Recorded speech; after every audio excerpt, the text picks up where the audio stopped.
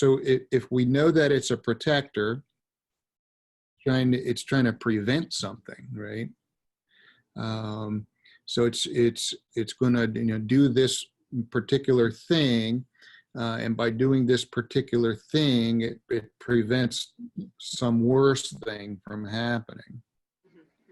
And so here's where if we apply a little bit of coherence therapy, it's helpful, because coherence therapy pushes for the a deeper, a deeper, more precise understanding of that. And so we would want to get that manager to articulate exactly this operation of, if I put myself down, if I am never satisfied with anything that I do, that keeps me from being subject to humiliation and total rejection by other people. And so what we have then, according to coherence therapy, is a problem-defining construct and a solution-defining construct. And so the solution-defining construct is, this is how I solve the problem. I criticize myself mercilessly. And the problem-defining construct then is, I feel humiliation by others, by someone else. So the exile is some state that is feeling humiliation at the hand of somebody else, and we haven't identified who that is yet, right? So this is really murky. But if we start to think of it in terms of a problem-defining construct and a solution-defining construct, that helps inform our curiosity and to really make a more precise and more potent target.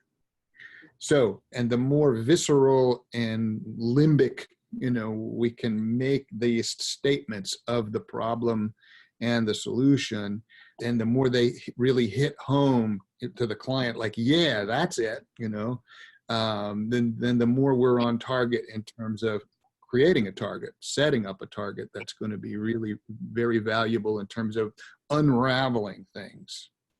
And so what we're looking for is, the sooner we can construct an assessment phase target that has the power to just unravel this nugget, the better. And so that's why I'm doing a lot of work up front to try to construct that kind of an assessment phase. And so all of my work in the beginning, you consider when you identify a part and you want to isolate that part, differentiate it from all the other parts as, this is the part that we need to target here. Usually it's going to be a protector. And I'm always, working at creating an assessment phase. So I'm in phase 1 and 2, the history taking and treatment planning phase, and the preparation phase. I'm constantly in that, kind of cycling around, specifically for the part that I'm working with, that I'm wanting to target.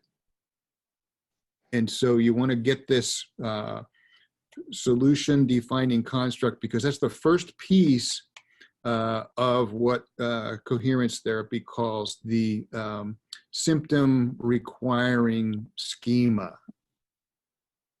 The symptom requiring schema is the bigger construct that basically says, I have to have this symptom. It's really important. It's necessary for me to have this symptom. So we want to assume, like IFS does, that all parts have positive intentions. And so that there's a very good reason why this part generates this symptom throughout this person's life. There's a very good reason for that. Coherence therapy kind of has a similar idea. All parts have positive intentions, but coherence therapy calls it pro-symptom position, coherence empathy.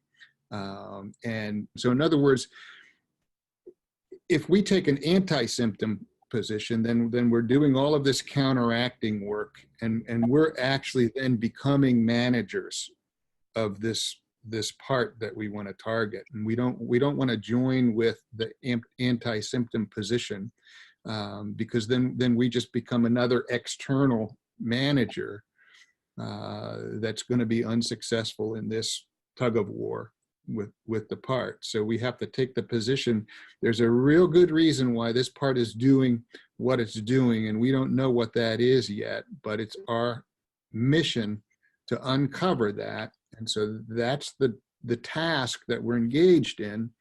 And in coherence therapy, that task, that phase is called discovery. When I combine EMDR and IFS and we're applying it to protectors, I don't call it desensitization. I don't call it resourcing. I call that discovery. Because what we're doing is we're starting with a protector who's the one who's creating a symptom, and we're trying to find out, what's the reason for this? Why does this need to happen? Why is this necessary? And we can invite that protector to join in on that task, as opposed to the task of desensitizing it, which I always say, what protector in their right mind, who's good at what they do, is going to allow you to desensitize them? No protector is really going to want that. And so, but what they do want is they do want to be understood. We're joining in a way with that protector who may or may not unblend in this process initially.